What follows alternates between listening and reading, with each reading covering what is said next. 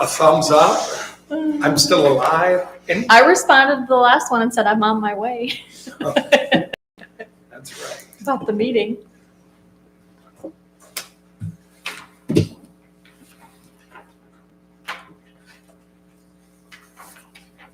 We're going to call the Almont Village Council meeting August 5th, 2025 to order. Please raise for the Pledge of Allegiance.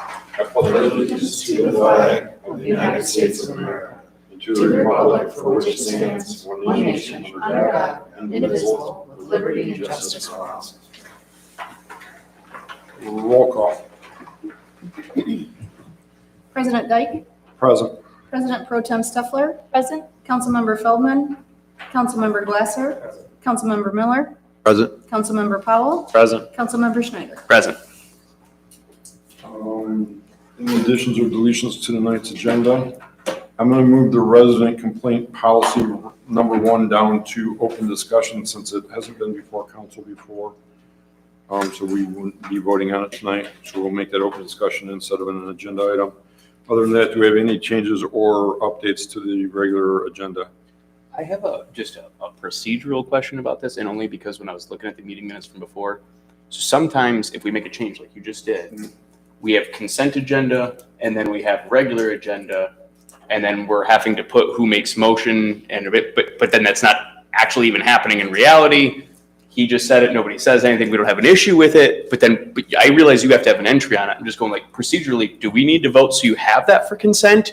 Or are we just considering when we vote on regular agenda, it's the totality of those? Correct. And if it's the totality of those, why do we make it 2 different looking votes in the minutes? Well, it's been that way since I've been here, but they were always one right after the other. Right. So If we should vote, make do we a, need consensus or a motion to approve the change? I would prefer a motion to approve the agenda. Then I think going forward for clarification, we should make that a procedural. That's kind of what I was getting at, just so that the minutes match the reality of what we're doing. Does council agree with that?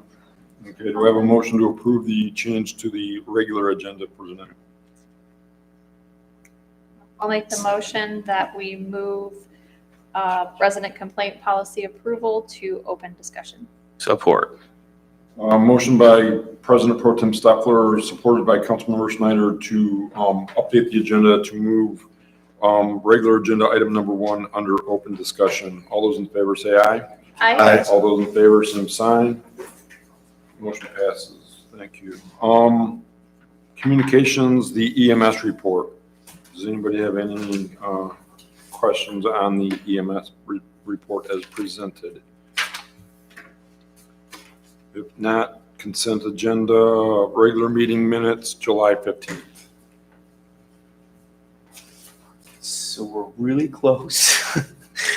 We're really close. There's some shorthand notes of what I was referring to going in here, and it's so now it's just not full sentences. Is it really close? Those were notes intended for me to spell out full sentences. It's really close, but so page 9 of the packet, council manager comment. So second sentence, that was my shorthand note of what I wanted to get included. It's right now, it's not even a full sentence in English. There was a discussion of the logistics deadline of July 30th for the township's special meeting. Those were notes of what we discussed, but that's not even, a full sentence of what we inserted in there. So if we could just turn that into a complete sentence at this I'm point. having a hard time finding where you're at. So page 9 overall of the packet, and on the PDF version, I apologize. It'd be page 8 of page okay. 8 as far as it's marked. Okay. And so under council manager comment Mhm. and second sentence. So that was an insertion that got put in there. Okay. And like I said, that was just a shorthand note that I was putting for the comment I was going to make of what I thought needed to be corrected, because that's what we did. We had a lengthy discussion of what the logistics were going to be, and that the township had basically declared a deadline of July 30th for a special meeting because they wanted an entire board to be present. So we're not really spelling that out in this sentence. That was my only point. It's just that we should correct it to make it make sense. Okay. And then the very next sentence, the third sentence, Councilmember Schneider requested that Township Village attorneys cover letters, so those are possessive. Accompany and red line modifications to the contract. So it was supposed to be, those are possessive, that cover letters accompany the red line modifications to the contract. And I think that's it. The rest of the minutes look fine. Anybody else on meeting minutes? Meeting minutes, July 29th, special meeting.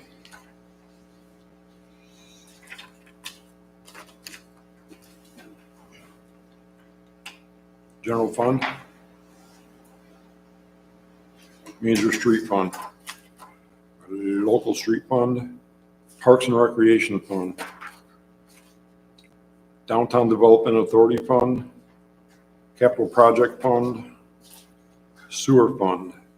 Water fund. Equipment fund. Payroll register report.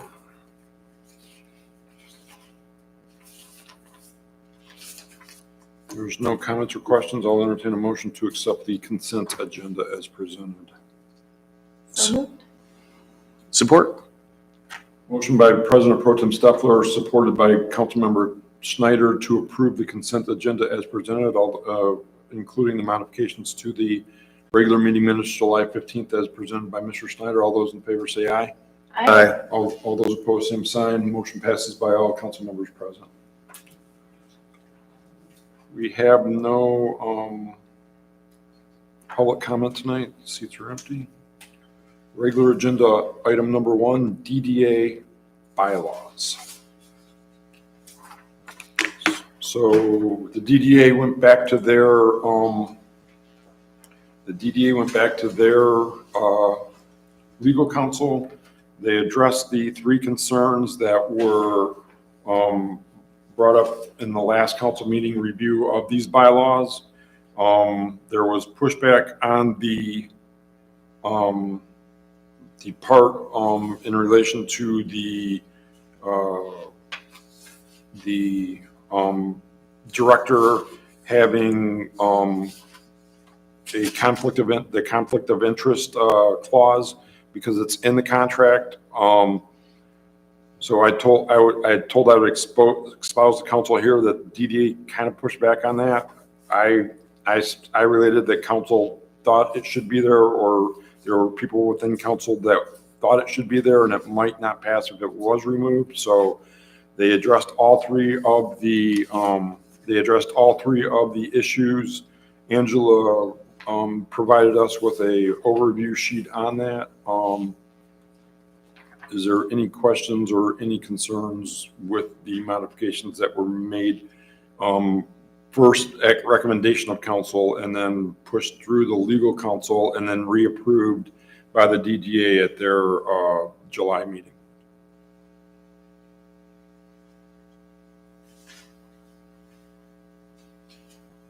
If not, I'll entertain a motion to approve the DDA bylaws as presented. Before we make a motion, I just wanted to give comments on that conflict of interest. There's, to give a fair argument for both sides of that conflict of interest argument, the DDA, as you mentioned, was obviously not pleased with it, did not want to do it, but they, in order to make peace, they acquiesced and agreed to it, even though they think it's inappropriate. And I certainly understand it. It is a very unusual provision for bylaws, and I haven't seen it anywhere else. But the other side of that coin, in fairness, their argument that it is in the contract, that's true, but it's in this version of the contract. They get to change the contract without our approval. It does not necessarily mean it will be in future versions. It'd be very easy for them not to do that if they so chose, and we wouldn't have any oversight or approval of it. The bylaws do not easily change. This is the only way that we can protect. So I understand both sides, to be fairness. So I appreciate their willingness to cooperate with it, even though it's frustrating for them. I get that, and I understand it, and I appreciate the effort they put into it. So I just wanted to mention that. Anybody else? I will make the motion that we approve the DDA revised bylaws as presented. Support. Motion by Councilmember Snyder, supported by President Pro Tem Stoeffler, to approve the DDA bylaws as updated DDA bylaws as presented. All those in favor say aye. Aye. All those opposed, same sign. Motion passes by all council members present. Agenda item number 2, special events approval, social district. So, every year during the Heritage Festival, council has approved the last couple of years since the social district has been in place, a special event request from the DDA, opening up the social district on the date of the Heritage Festival, which would be September 20th, 2025, from 7 a.m. to 4 p.m. There's a map showing the social district. We've done this in the past. Also doing this helps with getting the special permit for the beer tent, and that's a timely, that's under a timely schedule also, with some complications that came in this year. So the DDA is requesting that we grant the special events approval for the social district. Do we have any questions or comments on this? If not, Does anyone know why the start time is 7 a.m.? I assume that's not the time they intend to start serving alcohol, but time to start setting up, or what? I believe so, yes, because so even if you open up the boundary at 7 a.m., just for clarification, even if you open up the boundary at 7 a.m., the Class C liquor licenses for the 3 licensed social district bars, they would need to go and apply for a special license to be able to serve alcohol that early. They can't serve that early. The boundary is expanded within that time frame, but they still can't sell alcohol within that time frame, is my understanding. They will have to apply for a special license with the Liquor Control Commission to be able to sell that early. There's extended hours applications that you can make, none of which am I aware of being done by any of them, and if so, they probably would have needed to have done it already. But I imagine it's because they want to expand the district during that time frame to just have things set up. Yes, that's my understanding. And that timing coincides with the closure of Van Dyke. Exactly.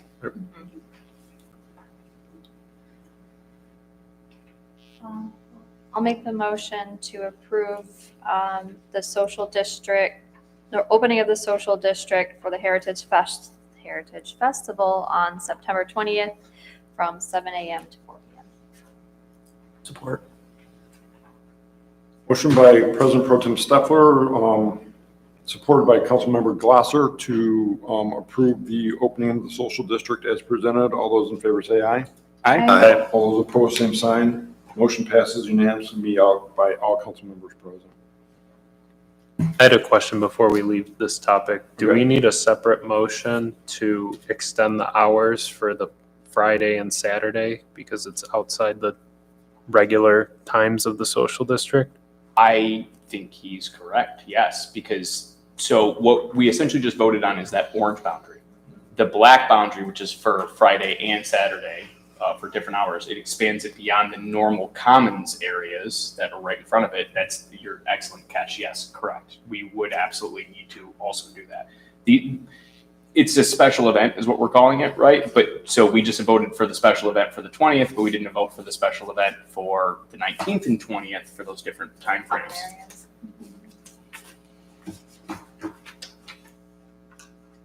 So, Will we wait for DDA to make a request, or can we Oh, make that's a recommendation? Or well, that is what their request is. That's why they redid this map and gave it to us. They should have probably made that more clear in Right. in the request. I do know that this was done rather last minute, getting it sent over, but absolutely good catch, Councilmember Powell. That is I do know that is the nature of their their request. intent was Yes, to also. absolutely. Mm-hmm.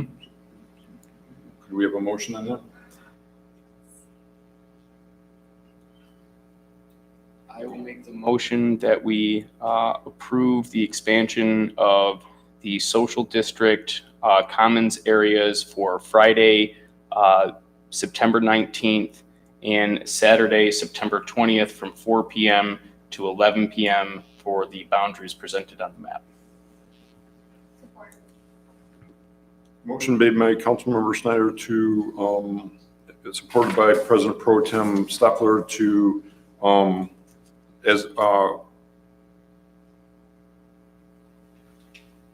trying to word this right, to, as stated on the record by Councilmember Snyder, to open the social district, expand the social district from 4 p.m. to 11 p.m. on Friday, September 19th and Saturday, September 20th. All those in favor say aye. Aye. All those opposed, same sign. Motion unanimously passes. Thank you, Mr. Paul, for catching that. Councilmember Paul. Sampler installation of wastewater treatment plant. Manager Kirbyson. Yes, so you have a memo from Clinton in the packet. I would like to echo his comments that I would also vote or suggest that we go with the UIS sampler because specifically they are sponsored isn't the right word, linked to SCADA, who is our computer operating system, and having that familiarity along with the history with us working on and solving problems over the last several years, it is worth it to keep them as our contractor in this project. And I or Clinton can answer any questions.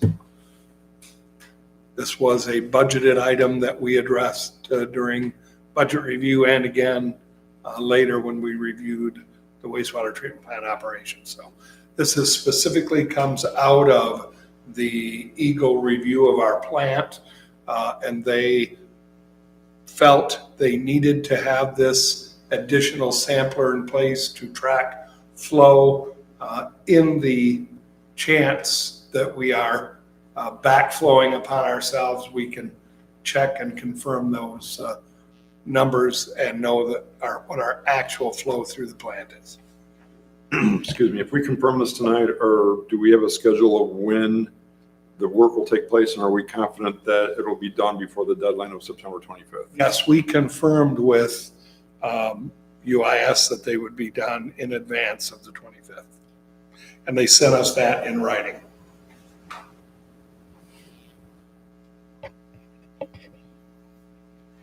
Anybody else on council have any questions? Then I'll entertain a motion.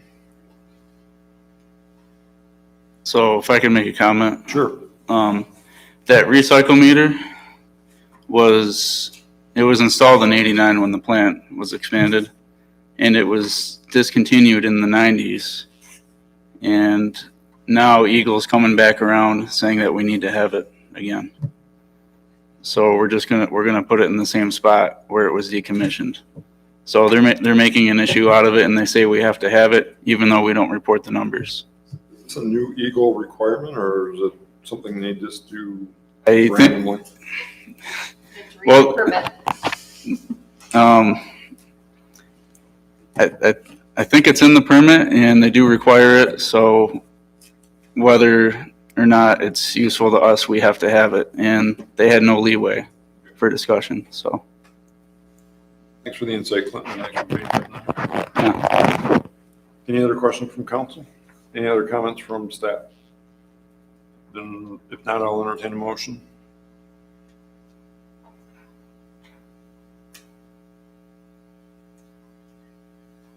Going once. Proposal for $21,000 is attached. A motion by Councilmember Glosser, supported by President Pro Tem Stoeffler, to approve the capital improvement flow blaze sampling and installing of the return flow meter at a price of $21,000 from UIS. All those in favor say aye. Aye. All those opposed, same sign. The motion passes by all council members present. Agenda item number 5, chipper disposal. Mr. President and council members. Sorry that I was busy talking to Councilman Miller in my office when you arrived. I could have given you a tour of our brand new chipper that has actually been used now this week. The guys really like it. It's much more effective. And we now have people clamoring over our wood chips. So they're trying to get them and begging if we will dump them at their house. But in the meantime, the old chipper is cleaned up and ready to be placed on the auction block, same as we do with an old police car or other items that we are replacing. So Brian wrote me the memo to put in the packet asking to dispose of the Vermeer chipper that we have had. Any questions? I'm happy to answer.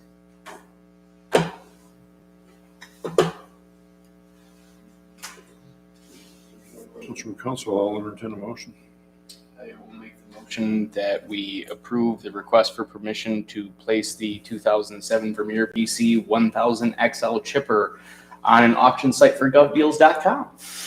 Support. Motion by Councilmember Schneider, supported by Councilmember Stepler to place the Vermeer BC 1000 XL chipper on govdeals.net. All those in favor say aye. Aye. All those opposed, same sign. The motion passes unanimously by all council members present. Public comment tonight on non-agenda items, we have nobody. Open discussion, the resident complaint policy approval. Manager Carson. Yes, we recently have had a couple of complaints that we've received specifically through the OEO's office that are being done in a anonymous fashion, which then allows the individual to be rude, disrespectful, et cetera, because we have no idea who they are. So I think some of you have seen one of the cases. I simply told the person, until we know who you are, we're not talking to you anymore. You've been disrespectful and rude, and we're done. They pushed a little more, and then they have quit emailing us because they can't get any traction. But in the meantime, we started talking about a policy for these kind of things, these kind of complaints that we get. And then as this has evolved, Councilman Snyder mentioned to me that shouldn't we consider this for other things related to other aspects of village business. And it also occurs to me that we do that now. Say somebody came to us and said, I want to put this on the agenda, but they wouldn't tell us who they were or any details about the reason. We would just basically ignore that. So a policy on how to handle these things would be nice to have, to be able to present to people who want to try to be anonymous.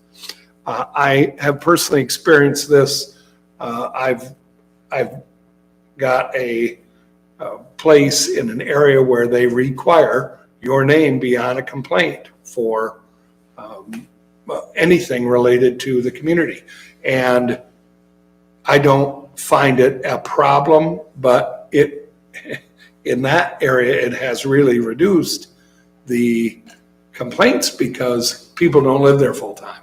So there's no neighbors to watch, no, reaction or retribution could be easily done without witnesses. So in this case, in our town, we care for each other and we're here and we have a great police force. So I don't think we would need to fear that kind of an issue at all. And now that it's, I like that we moved it to general discussion. Originally, again, it started out as simply for the OEO, and now it's very, very logical that we end up making it village business wide.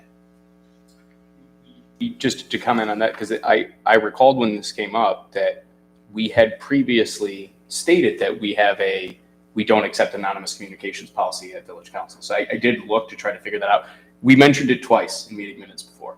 So the previous village president, Mr. Schneider, mentioned it in the August 3rd, 2016 meeting that the village council has a policy that they do not accept anonymous communications. So they will not read them. They will put them in the communications packet. And then Manager Connors, I remember, discussed that with us previously as to what he wanted to do. And we reminded him of that verbal policy. And so on the March 20th of 2018 minutes, that's exactly what was stated there as well. And he was, again, referring back to the 2016 minutes when we stated that. I just think that we should have a formal written policy for it. We said we do, we have a verbal policy, but there's nothing in writing. It should be on the village website. I think it should be a formal policy that we don't accept anonymous communications at village council. And if we want to apply that to more than just village council, I think that should be part of the discussion. But we already have that policy. I just think it's a failure of a follow-through administrative step of having a written policy that clarifies that, because the likelihood somebody's going to go search the meeting minutes to find those 2 times we mentioned it, kind of unlikely. I think we need to follow through on that. Again, I don't think that it's appropriate for us to try to put agenda items or address complaints or read communications of an anonymous individual. So In the unanimous message we got, stated that they were looking for transparency of having a policy on the website. Which was the legitimate, Right, one with that. legitimate claim within that Mhm. communication. if we're going to make policies, they should be in writing and they should be readily available to the public. I wholeheartedly agree with that concept. I don't know that it makes sense to treat anonymous communications differently depending on the context in which they're received. In my opinion, if you want the local government to address a complaint or to give a communication or to request an agenda item, to me, they're all pretty synonymous with we need to know who is behind it and what's going on there. Are they even a village resident? Is this something that we've already addressed for this person previously? Right. We end up having to expend staff time trying to figure it out when maybe they shouldn't be at all if it's anonymous. Well, if you don't know who it is, you don't know what the legitimacy of it is. There's a lot of concerns there. Yeah. So, and I don't like the idea of it wasting staff time, wasting village council time, wasting any of the department's time if we're not going to, put your money where your mouth is. If you want to make a complaint, put your name on it, and we will address it formally like we would anyone's. But anonymous communications is, I just don't see how we can address that effectively. And I don't know that we get a lot of anonymous complaints. So I'm not sure that this is a. This was the first I've gotten since November. And they wanted transparency and a confirmation of receipt. So this is their confirmation of receipt because we're actually discussing it, but. I think there's 2 ways to look at that, where you could say, well, is this really a problem if we're not getting a lot of anonymous complaints? But you could also look at the other side of the coin there, where if we won't accept anonymous complaints, it's not like we're turning away a bunch of people who are making legitimate complaints. We're not, but we're clarifying a policy, so if one comes in, we can thoroughly address it and say we're on record and administration's on record with, this is not how we do business. Mhm. So, any other insights or questions from council in regards to this? Yes. Mr. President, I would just say that if over the next week or so you think of any avenues we should include, titles, whatever, in this policy, don't hesitate to shoot them over to me so we can have a full, complete policy next time. Next meeting, could you do an administrative policy and a policy for council? So, But I guess, wait a minute, that's what we need to address here is, right. do we want to create different policies for different contexts? Or Or alternatively, one that applies village-wide? I don't know if we want to have competing Yeah. policies with different rules. Village-wide is probably. Well, efficiently, it makes the most sense, but is council okay with that? Is that, I feel like we need consensus, at least if that's the direction this council wants to head. Not that we agree to pass it, we would have to see what the verbiage of it would be, but is that even the direction we want to head in? Kim, what were you gonna say? I would suggest two different policies. One for the OEO, just because it is very specific. You have to be a resident, and it's a complaint-driven policy, where the other is if we just get random anonymous letters, emails, and such, that's not necessarily complaining. They just That makes more sense. want to, it's a communication, Yeah, like you said. So we wouldn't accept So a anonymous communication policy and communication. an OEO policy. And it's not necessarily don't accept them, just we're not taking action on them, I think is probably like something we would want to. And secondly, is there any other administrative tasks like OEO where there's specific need for a policy, or would that fit under the anonymous? But that's what I was trying to think of. The context is it's either anonymous communications or complaints to, let's just say, all village staff and departments. And then there's, for village council, there's written communications that would maybe go in the communications portion of the packet that would apply to, or a request for an item to be placed on an agenda. Is there any other context that doesn't capture? What I'm asking is, they're asking for a specific one for OEO. That's what I'm saying. And a So we would specific need to, one for communications. right, what I'm saying is, What I'm asking is, like the OEO, Mhm. is there any other administrative tasks that people request Mhm. that would need to have its own? that's exactly what I'm saying too. Okay. That's what Okay. I'm getting at, is I was trying to, I don't know what other, aside from village council and then a complaint policy, what other ones would need to be addressed, possibly? Mr. President, the Yes. thing that comes to mind for me is personnel-related things that come from outside or even inside that need to be or want to be anonymous. There's often a reason for that. So again, this is, having a broad policy is a good idea, and I want to bring everything into it at one time that we can. I plan to, when we get take this as an example, send it off to our labor attorney and say, have you seen these kind of things, and can you beef this up in any way? So do you have a good direction to go on with the two separate policies? Yes, Okay. and what I will then get is guidance whether there Right. should be two Right. separate policies.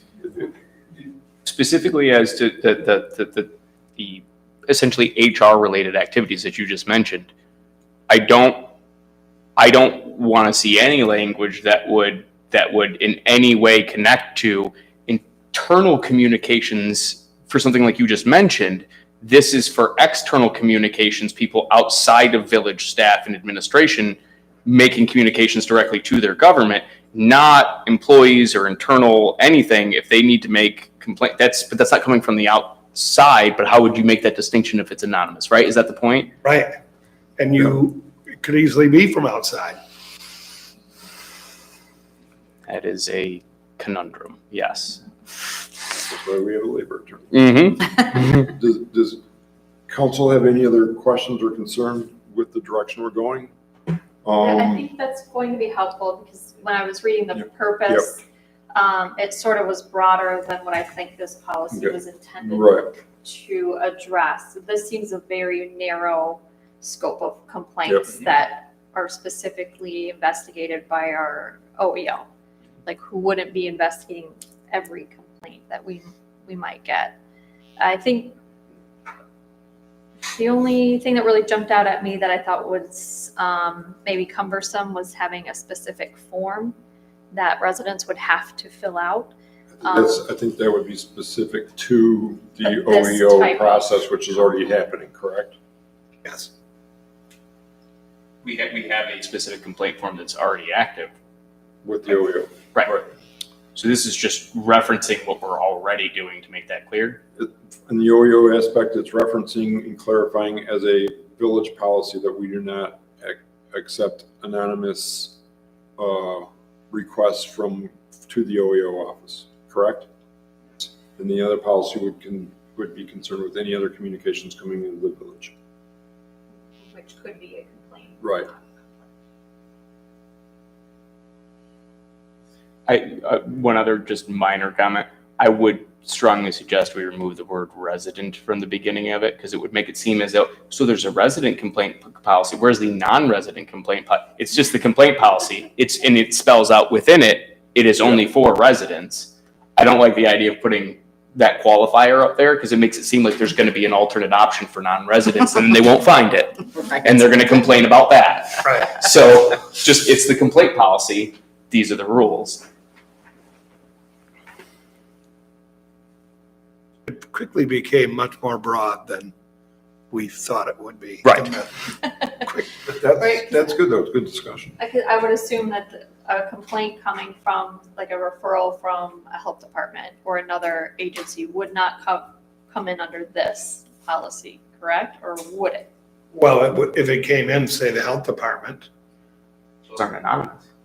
it would be from the health department, Right. but it would have to be, someone would send it. You'd have to cooperate. with the Right, health but would you make them fill out the form? Or, Well- like, would they go under this policy or is that like just a referral complaint from a different agency? And we can make them fit no matter what, but the idea is if you try to conform to our request of following the policy, then we get all the data we need right out of the gate. And I can't even imagine a circumstance where the health department is submitting an ordinance enforcement. The health department calls us and says, or, submits a complaint Health about, department says, we have a complaint that there's rats in this building. A Investigate. rental, whatever. so that's them receiving the complaint and notifying us. Correct. Well, but so that's not, They could have uncovered it. sure, but that's, somebody filed the complaint somewhere else and they're passing it along to us. I don't even understand how that fits in the context of it, because it's not somebody filing the complaint with us, right? Isn't this meant for people filing the complaint with us? It's When we another- receive information it's from another governmental it's entity, Another official agency sending us a request to investigate. It doesn't go Notification. under this policy. it shouldn't, it couldn't, Should. right? I just wanted to clarify that because it wasn't clear from like the purpose what this all would entail. So wait a minute though, I guess. Well, it says complaints from residents regarding potential violations. Well, and the health department is a non-resident, one.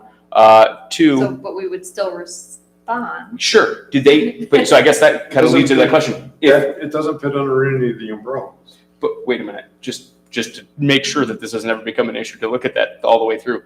Does the health department receive anonymous complaints and act on them? Because if they receive an anonymous complaint and they act on it and they notify us of it, we truly still don't know who's behind it. So do we want it to apply to that? Do we not? I assume no. But what I'm saying is that actually does need some further I would thought. say you're getting in gray ground when an official government agency is asking you to look into something and we're saying, We oh, refer complaints to municipalities all the time. I agree, and that's why I'm saying is we would need to be careful about how we draft it, where if it is coming from another governmental entity, anonymous or not, we're going to review the complaint. add that to your notes, Dale.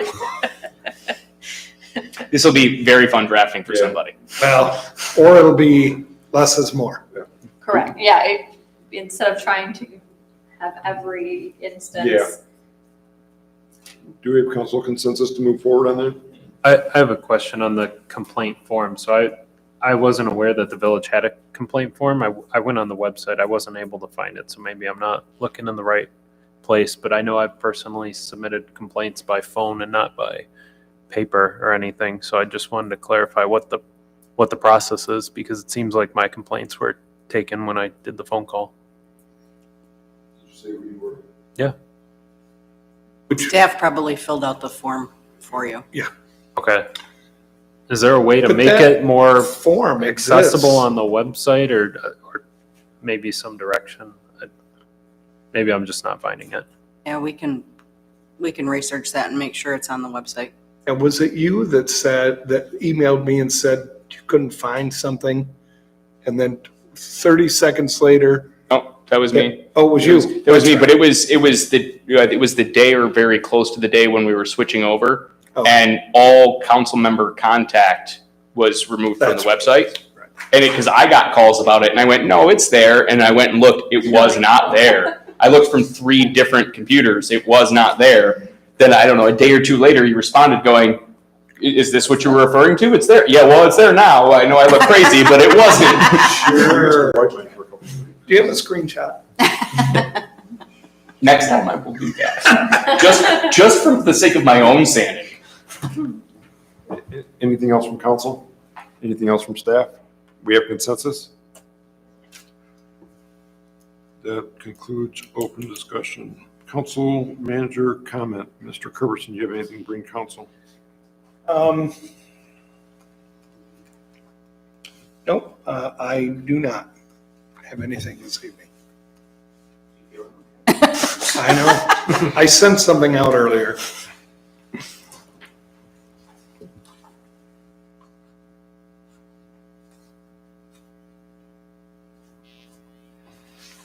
Ms. Kidser, do you have anything to bring council? No, sir. Wayne?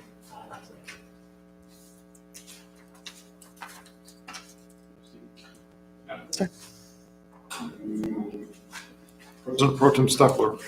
No. Mr. Powell. I just wanted to thank the park board for putting down new mulch at the park. Looks good. It does look much better. Mr. Anything else, Mr. Powell? That's all. Mr. Miller? Mr. Farley? The only thing I have is, I think everybody knows police contract was approved. The parking lot was closed on and is now our ownership, in behind the theater. And, that's 2 big things that were accomplished and we're happy about that. Other than that, we are adjourned. Where's your gavel? You're welcome.